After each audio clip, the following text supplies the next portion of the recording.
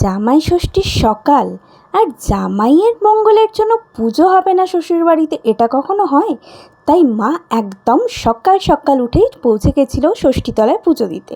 ষষ্ঠীতলা থেকে পুজো দিয়ে এসে সমস্ত কিছু সাজিয়ে নিয়েছিল তার জামাইয়ের জন্য। তাকে আর্লি মর্নিংয়েই আসার জন্য বলা হয়েছিল এবং 7:30টায় ঢুকেও গেছে সকাল সকাল। মায়েরও পুজো দেওয়া কমপ্লিট। এখানে চলছে মায়ের ধান দুব্য দিয়ে আশীর্বাদের পালা। মা ডাইনিংয়েই বসিয়েছিল ওকে, খুব সুন্দরভাবে আশীর্বাদ করছিল এবং ও তো যেন ভীষণ লজ্জা পাচ্ছে, একদম মাথা নিচু। আমি যতবার বলছি একটু ওপর দিকে তাকাও, সে তো তাকাচ্ছে না। যাই হোক, তারপরে একবার মনে হয় তাকিয়েছে, এই যে।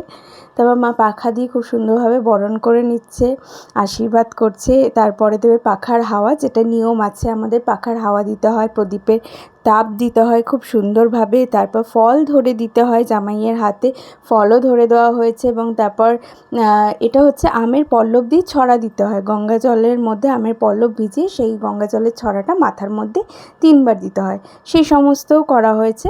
আর এত গরমের মধ্যে খুবই কষ্ট হচ্ছিলো এখানে, কিন্তু মা সমস্ত নিয়মই খুব সুন্দরভাবে পালন করেছে। এগুলো আমাদের বাড়ির নিয়ম, জামাই ষষ্ঠী।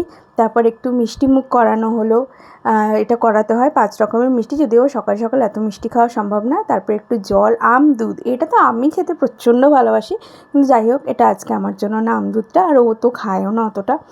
আর এটা হচ্ছে হলুদ সুতো, যেটা মেন হচ্ছে হলুদ সুতোটাই বাঁধার জন্য এত কিছু। লাস্টে গিফটের পর্ব, এটাই ছিল আমাদের সকাল জামাই ষষ্ঠীর অনুষ্ঠান।